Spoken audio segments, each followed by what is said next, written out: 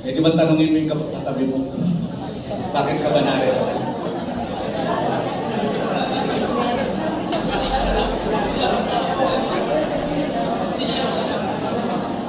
Pag hindi mo masagot yan, confused ka. Confused ka pag di mo nasagot yan kung bakit ka narito. Dapat po, yung lahat ng bagay na pinupuntahan natin, ginagawa natin, alam natin kung bakit tayo narito. Diba? Alam natin. Alam natin. Gusto ko kayo dalhin sa salita ng Panginoon.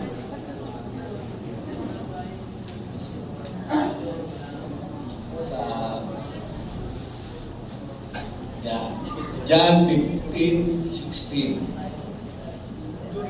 Po dyan. You did not choose me, but I chose you and appointed you so that you might go and bear fruit that will last, and so that whatever you ask in my name, the Father will give you. Tayo po isang daling yumuko at panalangin. Hallelujah, Lord, Panginoon, tinatas namin sa iyo ang iyong salita, Panginoon. Alam namin, Panginoon, na ikaw, Panginoon, ang pinagmumulan ng lahat ng bagay, Panginoon. Maging ang iyong salita, Panginoon, ay hindi ito magbabaliw na, hindi ito babalik sa iyo ng empty, Panginoon. Lord, mangusap ka sa bawat isa, Panginoon. Open our spiritual eyes and mind, Panginoon, that we are here, we can hear and see you today, O God. At Lord, ikaw po yung mangusap sa puso ng bawat isa, Panginoon. Dahil alam namin, Panginoon, na alam mo ang laman ng puso namin ngayon, Panginoon. Salamat po. This we pray in Jesus' name. Amen. Yan po. Ba't ko po dinala dito, yan po yung napili kong verse. Kasi dapat po, mayroon po programa ngayon ng relationship department. Yung BAC, alam mo ba yung BAC? Ako po, member ako ng BAC sa office. Bids and Awards Committee. Pero dito sa church natin, yung BAC. Ano po yun? Sino nakakalam ng BAC? Yan. Born Again Community. Diba? Born Again Community. Bago tayo sumama sa BAC, kailangan alam natin kung sino yung tumawag sa atin. Diba? Sino yung nag-uutos sa atin na gawin yung bagay na ito. Sabi po dyan, natin pong himay-himayin, you did not choose me. Hindi mo ako pinili, sabi ng Panginoon. Pero, marami tayong dahilan kasi, kaya hindi natin siya pinili. Marami tayong alibis. Yan. Yan, mayroon tayong business. Business sa kung ano-anong bagay. Marami tayong mga dahilan. Yan. Busy sa trabaho, busy sa kung anong bagay. I am not worthy. Hindi ako karapat-dapat. Kaya hindi natin pinili ang Panginoon. Di ba? Yun po yung lagi natin sinasabi. Para sa mga banal lang yan. Para sa mga malilinis na tao lang yan. Hindi ako karapat-dapat dyan. And many more. Napakaraming dahilan. Sabi nga, pag gusto, may paraan. Pag ayaw, may dahilan. Yun po.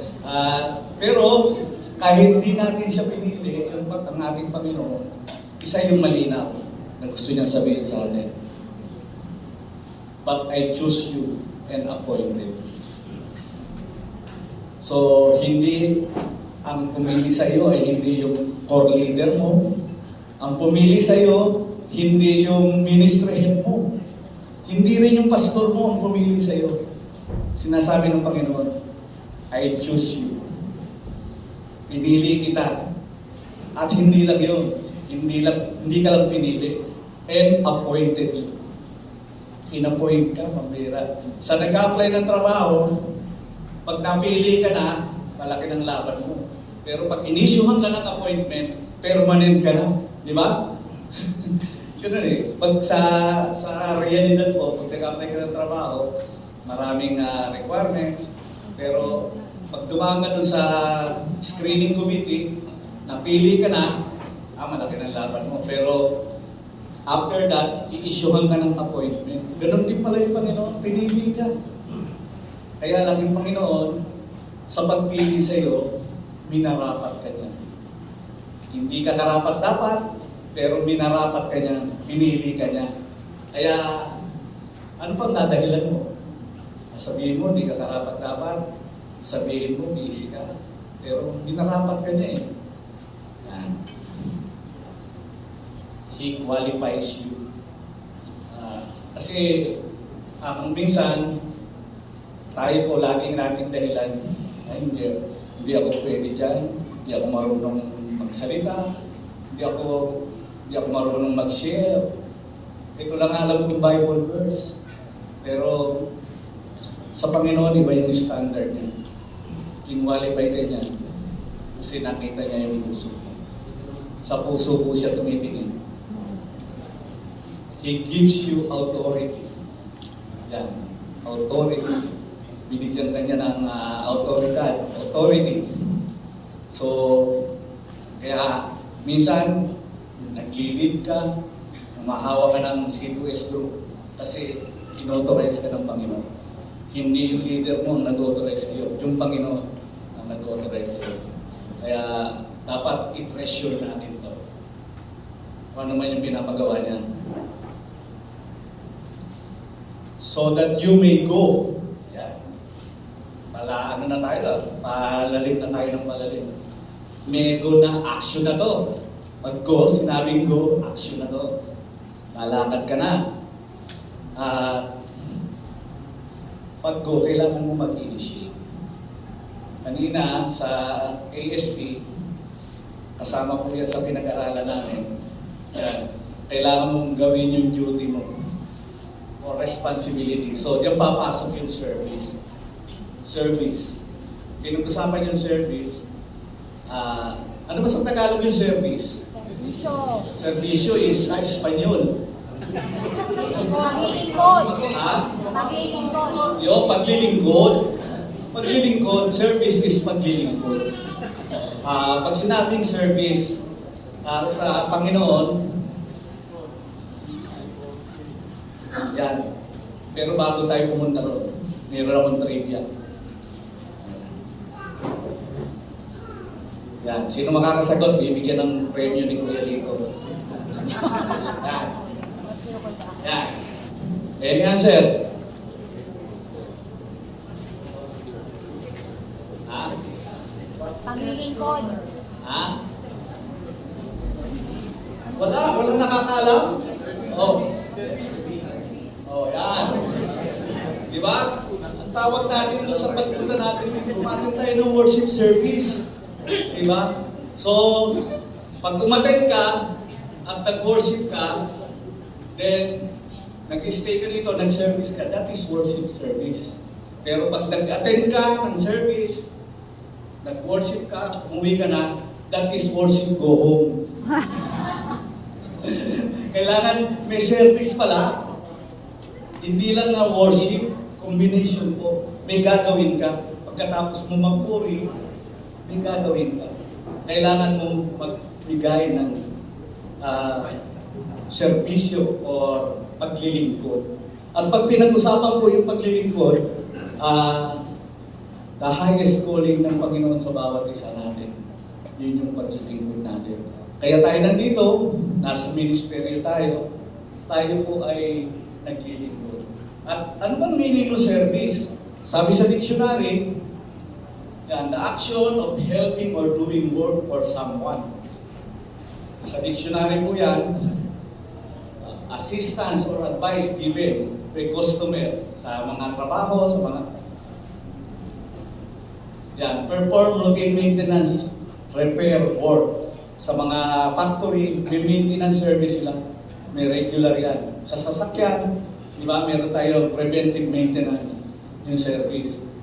Pero sa Bible, ano pong meaning ng service sa Bible? Yan, it is from the root word, diakonya. Kaya pala dun sa ibang sa ibang denomination, meron silang diakono. Di ba? Ano ba yun? May diakono. Yung pala yung meaning pala noon, support. Diakonya is support. Meaning to run kay runs. Ikaw yung pinaka-boy. Ikaw yung tigatakbo. Ikaw yung inuutosan. Otosan. Sabi niya. Sa Japanese, otosan. Utosan. Yan po.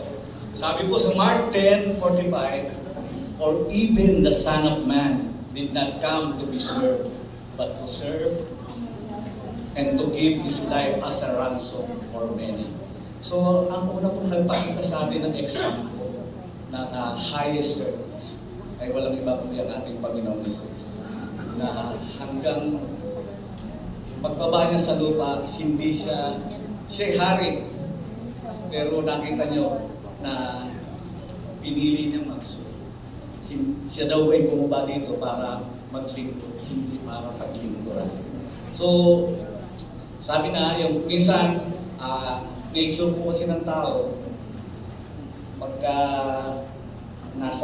may mataas ng posisyon, minsan ang tendency ay utos na lang ang utos. Yun ang pagkakaiba po. Ano ba pagkakaiba ng ministry sa trabaho? Ano pagkakaiba ng leader sa boss? Sa trabaho, sabi ng boss mo, gawin mo to. Gawin mo to. Sa ministry po, hindi pwede. Sa ministry, gawin natin to. Gawin natin to. Hindi pwedeng gawin mo to. Hindi pwedeng utos. Sa ministeryo po, gawin natin to. Kasi yun ang pinakita example ng Panginoon sa atin. Hindi siya nag-utos. Kung tutusin, pwede naman niyang iutos na, o ikaw na lang yung magpapako. Dito na lang ako. Pero, hindi niya ginawa. Ang ginawa niya talagang, di ba may prayer siya dun sa Gethsemane? Sabi niya, Father, if it is possible na malagpasan ko to, pero yung will mo pa rin ang maganap. Di ba sabi niya? So, yun po, yan. Ginawa ko po ito ng acronym. Yung letter S sa service is seek. Kasi pagka magbiministeryo ka, pag maglilingkod ka, kailangan sinaliksik mong mabuti. Seek keepers. That is priority. Kailangan alam mo yung priority mo. Seek keepers the kingdom of God, and all these things shall be added unto you as well. So, hindi pwedeng lalapit ka lang sa Panginoon, maglilingkod ka lang sa Panginoon dahil may problema ka, may kailangan ka. Kailangan, alam mo yung priority mo. Sabi nga ni Lord, dapat siya yung priority mo. Kasi ang tendency po ng tao, minsan lalo pag dumadanas tayo sa matinding problema, we are exerting all our efforts para solusyonan, solving yung problema natin. Which is baliktad. Pag lupay-pay na tayo, saka tayo tatawag, Lord, tulong! Ang gusto ng Panginoon, unahin mo siya. Nag-umpisa pa lang yung problema, Lord, pinagkakatiwala ko to sa iyo, tulungan mo. Diba? Yun ang gusto ng Panginoon. At letter E, entrust. Yan. Mga kabataan. Ano sabi dyan? Entrust. Pagkatiwala mo yung lahat sa Panginoon, He will direct your path. Siya yung magbibigay sa'yo ng direction. Kung may pangarap ka na gusto mong marating, dapat kasama mo yung Panginoon sa pangarap mo. Hindi yung sarili mo lang. So, letter R, reconcile. Yan. Hindi pwedeng maglilingkod ka sa Panginoon, may kagalit ka. Kailangan malinis, maayos, tama yung puso natin. Yun po yung nasabi dito. At letter V, voluntary. So lahat tayo narito na naglilingkod, we do it voluntarily. Wala tayong hinihintay na kabayaran, wala tayong hinihintay na kapalit. Bakit? Nauna na yung kabayaran doon sa krus ng Kalbaryo. Nauna na yung kabayaran. Hindi na natin dapat hintayin dahil namatay yung Panginoon sa krus para sa kaligtasan natin. Jesus died to give us life. Diba? So, letter I, immersed. Magbabad. Babad. Di ba may kanta yun? Si Kuya, alam ko eh. Babad sa presensya mo. Diba? Babad sa iyong salita. Kasi pag hindi tayo nagbabad sa salita ng Panginoon, habang naglilingkod ka, mapapagod ka kapatid. Manghihina ka. Parang sa cellphone lang yan. Malolobat ka. So kailangan mo mag-charge lagi. At paano ka makakapag-charge? Magbabad ka sa salita ng Panginoon. Letter C, compassion. Yan. Kanina po, pinag-usapan namin yung initiate. Kailangan nag-initiate ka.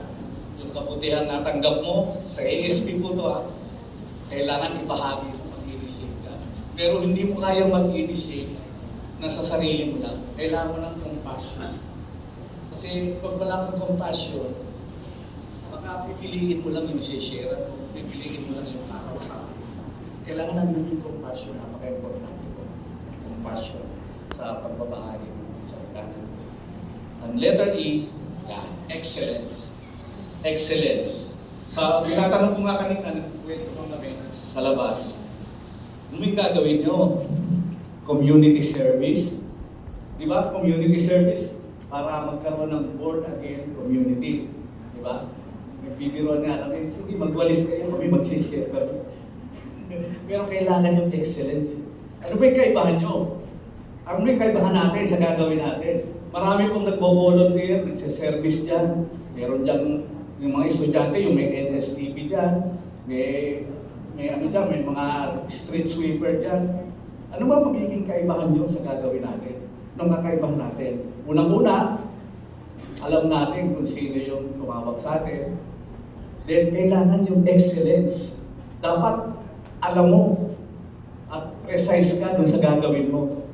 Siyempre, para ma-born again yung isang community na pupuntahan mo, kailangan marunong kang mag-share. Marunong kang mag-share ng Word of God. Hindi ganun kasimple yung pag-share ng Word of God. Kasi natatanda ko po, nung bago pa ako sa ministry, sa COG, nasa evangelism po, it is way back 1994, 95. Nasa, ano pa po kami, security bank. Wala pa pong mga equipping kami noon eh. Pag mag-share ka, manonood ka lang ng TV. Nandun si Princess Ponsalan, pinapanood namin, nag-share siya. Gagayahin lang namin. Doon yung ano, ang mga tanong doon, pag namatay ka ba, saan ka pupunta? Pero which is, sa iba, medyo harsh. So sa passion ng ating mga pastor, ating senior pastor, gusto niya ma-enhance kung paano pag-share ng Word of God. Diyan po lumabas yung ASP training. So napaka-importante na bago tayo sumabak dun sa community service para ma-attain natin yung born again community, born again Pilipinas, kailangan marunong kang mag-share ng Word of God, which is the mandate of our Lord sa atin, yung Great Commission. Di ba? Alam niyo, ito pong Great Commission, hindi lang po ito pang outreach, hindi lang ito pang evangelism. It is mandated to all Christians. Di ba? So, hindi po pinag-uusapan ng ministry dito pagka pagsishare ng Word of God. Pinag-uusapan po dito yung Great Commission na inata sa atin ng Panginoon. So, yung po magiging kaibahan natin pag tayo sumabak dun sa community service. Unang-una, ulitin ko, alam mo kung sinong tumawag sa iyo. Pangalawa, yung ginagawa mo to dahil gusto mo ma-attain yung excellence at makipakilala ang Panginoon sa mga taong hindi pa nakakakilala sa Kanya. So, yan. And bear fruit that will last. Of course, hindi naman papayag ang Panginoon, sabi ko nga kanina, pagka ginawa mo ng tama yung iyong serbisyo, yung inyong paglilingkod, hindi papayag ang Panginoon na hindi ka bibigyan ng bunga. Alam mo yung bunga?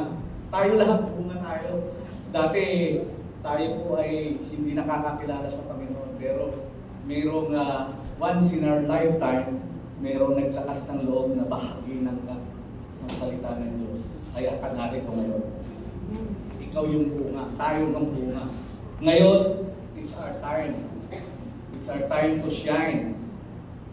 Na yung tinanggap mong pag-ibig ay may bahagi mo sa iba. Sabi nga, hindi mo kayang magbahagi ng bagay na wala ka. Kailangan yung pag-ibig ng Panginoon nag-uumapaw sa puso mo para mong maibahagi. Kasi kung kulang yan, di wala kang ibibigay. Di ba? Wala kang ibabahagi. And yung fruit that will last yan. Yung product po ng ating service, ano ba yung product ng ating service? Yan. So that whatever you ask in my name, the Father will give you. Wow. Napakasarap mo. Kahit nga hindi natin, minsan hindi ko, hanggang doon lang ako sa hindi ko pa nararating yung dulo. Napakaganda nung lagi yung pangako ng Panginoon kung ano yung pag ginawa mo ng tama, yung pinapagawa niya sa iyo with passion and excellence, kahit ano daw yung hingin mo sa kanyang Ama, ibibigay. So that is blessing. Blessing. Pagpapala. Kasi minsan, tendency po ng tao, we are looking for the blessing. Hinahanap natin masyado yung pagpapala. Hinahanap natin lagi yung pagpapala. Pero ang nakakaligtaan natin, hanapin ay yung nagbibigay ng pagpapala. Di ba? Minsan masyado tayong busy kasi we are striving to get more blessing. But we forgot the one who give the blessing. So yun po yung ating Panginoon. Yan po. Sa iyong pagbibigay ng iyong serbisyo, ng iyong paglilingkod, yan po, sabi ito. Ito ko nakuha ko sa excerpt ng usapang discipleship.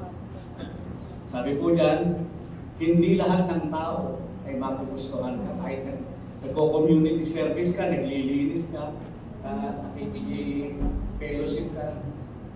Sabi dyan, ang mahalaga ay maging buhay na patotoo ka. Dahil ang approval ng Diyos ang pinakamahalaga. Diba? Sabi po sa Galatians, yan, for I am now seeking the favor of man or of God, or I am striving to please men. If we're still trying to please men, I would not be a bondservant of Christ. Sabi po, anak, lagi i-please ang Lord. Ano man ang ginagawa mo, ang approval niya, pinakamahalaga, sapagkat sa huli ay siya ang huhusga at susukli sa lahat ng kabutihang ginawa mo sa Kanya at sa kapwa mo. So, tayo po lahat ay tumayo at